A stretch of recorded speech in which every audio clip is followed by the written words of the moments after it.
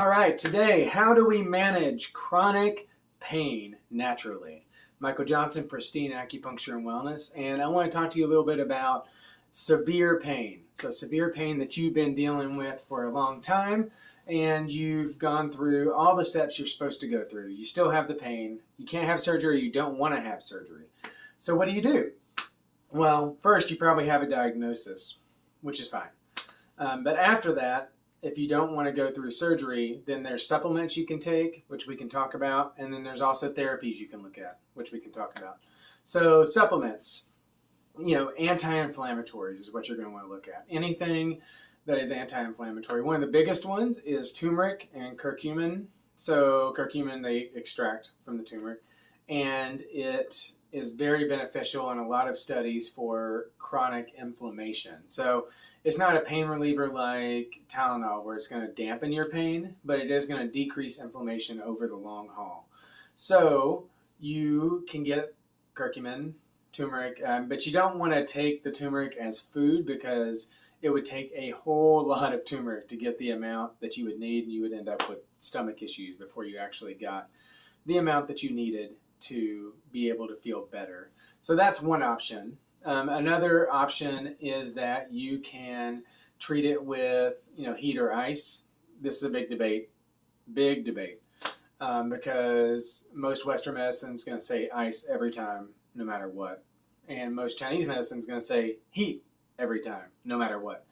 And both are correct. I always tell people to alternate, especially for chronic, because ice is really good for that acute inflammation. So let's say you twist your ankle, you break your ankle. That first week or two, ice is your friend. You don't want heat. But after that's over, then you definitely want heat for more chronic injuries. Ice and heat's going to stimulate the area, and it's going to both help with the pain and help move the blood and help encourage healing. And you want both of those things. So ice and heat. According to what the pain is, chiropractic can help, especially if it's joint related. If it's muscle related, acupuncture and massage. But acupuncture can also help with nerve, joint, any of that. Those are all conservative options. And when I tell people, when they ask, should I get surgery? I say, well, you can get surgery, but it should be your last option. And most surgeons will actually say the same thing. Most surgeons say you want it to be your last option. You tried everything else, nothing else helps. As far as not conservative, there are steroid injections, but those are always mixed. Most of the time, people will be like, I felt better for a month, and then it came back, and then I got the next shot, and I felt better for 2 weeks, and it came back.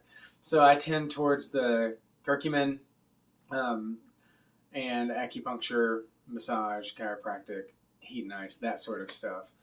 The other thing is, believe it or not, vitamin D. High levels of vitamin D. And I'm not saying like overdose on vitamin D, but if your levels are above average but below the top, so below 100 but say above 50, then you're going to get a lot better anti-inflammatory response in your body itself.